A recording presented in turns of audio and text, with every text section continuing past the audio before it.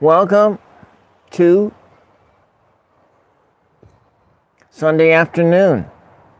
You know, I went down to the coast yesterday, went up to Rockaway. I took a 140-mile round-trip drive to buy corn dogs. I know Jeff is not still back in there, but I just had this realization. I had this realization on the road home about how similar the times are now to the 1930s. How similar the times are now to the 1930s. And it wasn't, the times are now, it has come through when I was driving back between Tillamook in Lincoln City on Highway 101, the numbers of these, the RVs that were just the dingy, dirty RVs that were not necessarily were they in RV parks, but the ones in RV parks like in Tillamook were a lot of dingy, dirty RVs and old Winnebagos and whatnot, not gleaming, shining Airstreams, but the older style, or the style that they made like 30 years ago, the boxy ones, and then you go down. I went down the road, and then kind of on the outer skirts of Pacific City on Highway 101, and then out in this middle of this field. Kind of hidden on this little knoll, hidden by blackberry vines and whatnot, was this another RV that was just sort of parked there out in the middle of a cow pasture. And I thought, my God, these are like Hoovervilles. And so do you remember, if you remember from history, if you've studied American history, that the president that ushered in the Great Depression in 1929 was J. Edgar Hoover. I don't know which presidential number he was. And then the one that came in afterwards was my cousin, Franklin Delano Roosevelt. I'm on the same Mayflower lines as Franklin Delano Roosevelt. So I have a few presidents in my that are cousins. They're pretty distant cousins, but nevertheless they come down off the same. I have the same Mayflower parents as Franklin Delano Roosevelt. And they had, I think, 10 children, and it was their daughter, Hannah. So that was the link to John Howland and Elizabeth Tilley and their daughter, Hannah. That's my link to Franklin Delano Roosevelt. And so if you look at during that time period in the Great Depression, and people lived in these shanty towns they called them Hoovervilles, because J. Edgar Hoover crashed the economy by, whatever he did in their volatile economic times, the economic cycles that they would, I think that they were on 7 year. There were a lot more depressions prior to having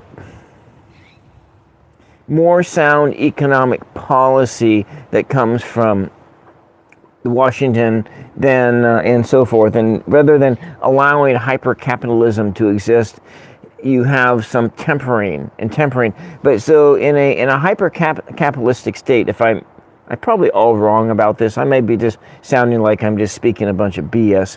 But nevertheless, the economic cycles, and then there was the stock market crash in 1929, Black Monday, and then poof, massive amounts of wealth just vanished in the United States. It went into the hands of a few people, and then there was this serious issue that there was a 25% unemployment rate, and people couldn't afford to live, and they couldn't afford to do things. And these Hoovervilles, they kind of popped up around soup kitchens and things like that. Welcome, Essence of the Moon. Welcome. I'm trying these things a little bit earlier in the day, trying to do some different types of content here. And while I was driving home from my corn dog run up at Rockaway, Oregon, and just relaxing, the thought occurred to me, and I mentioned this, the thought occurred to me that people today living in these RVs and living in these places that Dream Gamers, welcome Brenda, welcome Byron. Yeah, and so I just started the live. Came on a few minutes late, but this thought occurred to me that we are living in those same economic times of the 1930s. It's different because we have a different structure, but for the most part, yeah, I want an Airstream or an Airstream-like vehicle. That is like my dream, is to be like a camp host and travel up and down the Oregon coast and other places, and trade cleaning toilets for hookups and state parks. Yeah, Airstream.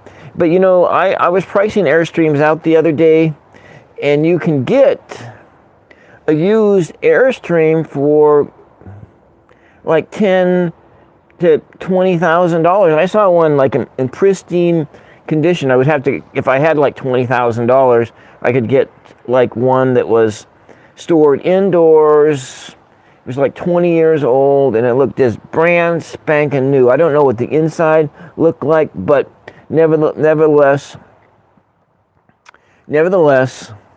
the used ones are, they're less, and then you can go through and you can, if you are crafty, you can go and remodel them and make them all nice and pretty on the inside. But nevertheless, in these RV parks where people who are living or in the middle of like cornfields or cow fields, it was like when I saw these RVs that were just kind of spackled on the scene along Highway 101, and they were kind of like round and about, like in the middle of cow fields, or they're surrounded by blackberry vines or whatever. And then you had and these were in these lowlands where if a tsunami came in, they would just like wipe them out, because they were all down in the tsunami zones and whatnot. And I was thinking, oh my God, this is Hoovervilles. And I don't know if you've ever studied American history or not, but this was commonplace for after the Great Depression. And then my cousin Franklin Delano Roosevelt started these worker programs, and he redistributed wealth by bringing in these high taxation rates on the upper class, and the thought being is that they're going to create a middle class. And the middle class was at one time much larger than it is now.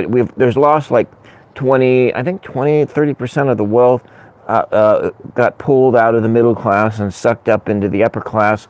But this is not a political thing. We're just kind of just talking here. And then and trying to survive in this society when it costs so much to live indoors. And I can see why people move into RVs, and they move into vans, and they move into stuff like that, is because you want to try to bring that cost of living down to just the cost of nothing, the cost to live indoors down to 30% of your income. And so if your rent is roughly 30% of your net income after taxes and so forth, then you do have a chance to get ahead. You can save money. And you can do all that kind of stuff. Yes, you're right. Somebody has to be capitalized in order for, and so in our world, when they talk about that whole neoliberalism and or whatever they're talking about, that's all on the online thing, that we're all been divided into different kingdoms, the kingdom of Meta, or the kingdom of Google, or the kingdom of YouTube, you know, or we have all these different ways in which we are being the product. We are being the product of our civilization. All right. Well, you know, Selena, you need to come back on to 999 show for an interview. I'm going to be trying to get some different peoples on. I'm working on to get an artist on, and some more artists, some people that I know who are like straight up just not like tarot related artists, but just straight up artists and so forth.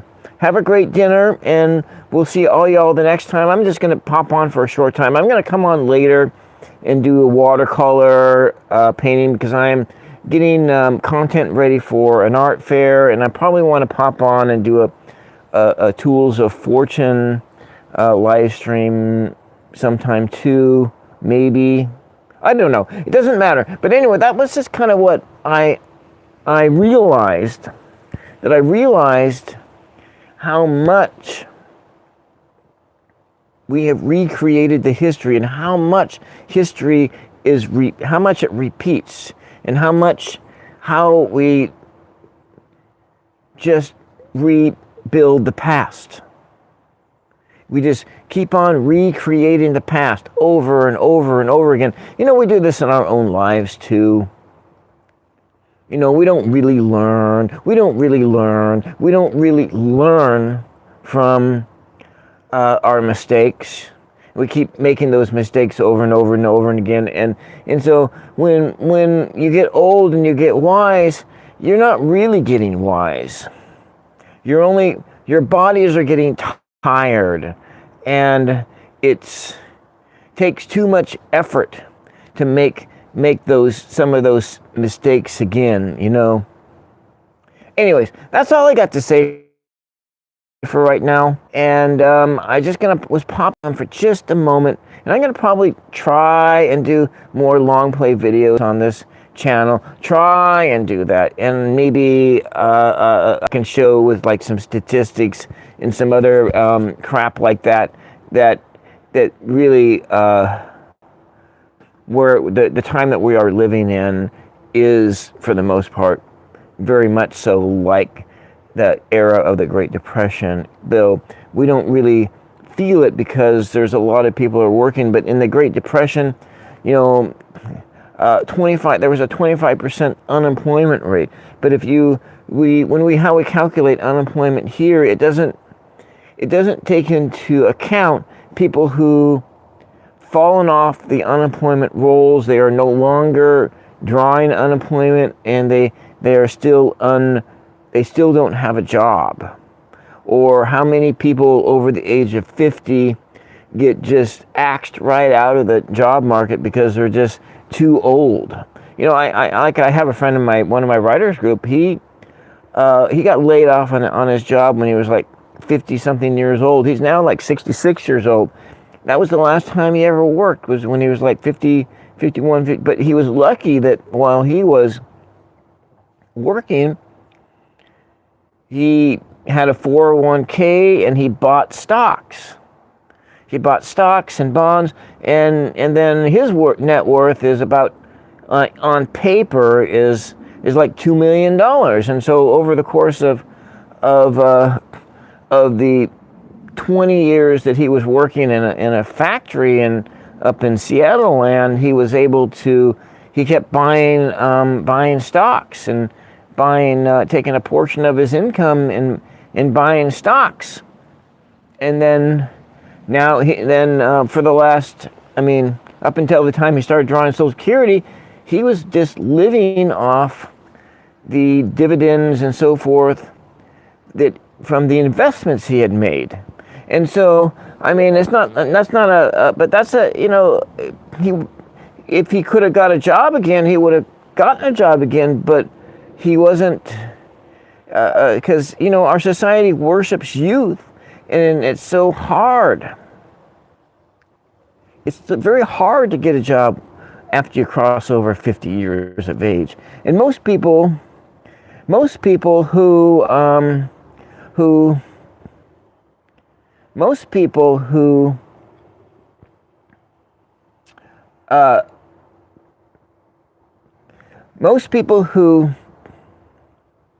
cross over that time in their life, when they do get work, if they've been out of work for a significant portion of time, maybe they were caring for a parent, or sucked into caregiving, they end up having jobs like on the working as janitors or dishwashers, or really low skilled jobs, because it's very hard, if you've had a break in your employment history, to go back to what you were doing. So if you were working as a high level manager and you stepped out of the workforce for 5-10 years to caregive for someone, the chances that you're going to be a manager when you're 60 years old is nil. It's slim to none. The chances that you're going to be a janitor are extremely high. The chances that you're going to be working at Walmart as a checker or a greeter are extremely high. The chances that you're going to be working at Taco Bell as or at a restaurant as a dishwasher are extremely high. And that is the reality of our situation, our economy right now. And so if you need a lot of money to live, you may not get that. But there are ways to game the system so that you can make your money that you do make go further. And so people who live in RVs, for the most part, are gaming the system so that they can, RVs and RV parks, they're gaming the system in order to make their money last further. And so other ways that you can make your money last further is learning how to cook. That's the biggest skill, that survival skill that you can pick up for yourself, is to learn how to cook, to learn how to cook, to learn how to cook for yourself, to learn how to cook for yourself. And how to cook from, elements like cabbage, or to how to cook from other things. Somebody's blowing up my chat with probably using all the filtered out words, so you can't use these words. But and self-moderating here. But nevertheless, if you can make your own potato French fries or whatever, you learn how to cook. You can make for me, and I'm taking care of my mom, for me, if it wasn't for a food bank, I wouldn't be able to survive.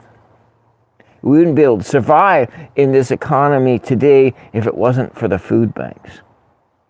I wonder who it is that's blowing up the chat here. I wonder what their messages are. Okay. No, we're going to hide that. Okay. All right. You know what? I can talk some more about how to make your money go further, because I have extensive experience. I have extensive life experience living on low budgets and living and how to just thrive in this in the economy that we are living in. And granted, this is not the focus of this channel, but you know what? I'm in the 4th year of content for this channel, and I'm